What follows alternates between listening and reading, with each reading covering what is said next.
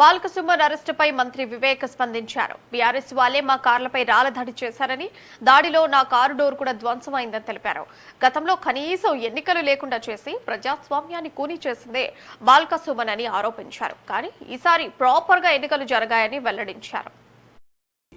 రెండే కార్లు ఉండే, మా కౌన్సిలర్స్ ఒక కార్లో ఉండే, ఒక కార్లో నేను మా ఎంపీ గారు ఉండే. వాళ్ళు మమ్మల్ని అడ్డుకున్నారు. మేము ఓటింగ్కి వెళ్తున్నాము, మా కార్యకర్తలు లేరు, ఎవరు లేరు, అక్కడ ఏం గొడవనే లేదు.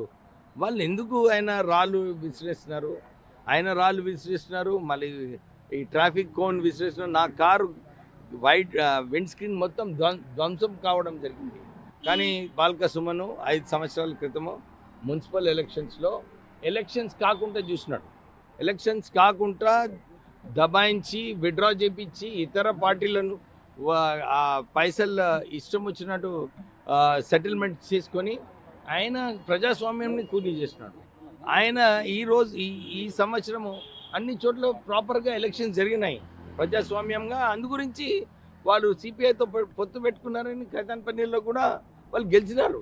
నిజంగా అధికార దుర్వినియోగం ఉంటే ఇవన్నీ ఉంటుండేనా? సో వారు ఆలోచించుకోవాలి, ఎందుకు అట్లా చేసినారు, ఏం పరిస్థితుల్లో ఆయన చేసినాడో ఆయన ఆత్మ విమర్శనం చేసుకుంటే బాగుంటుంది. Thank you.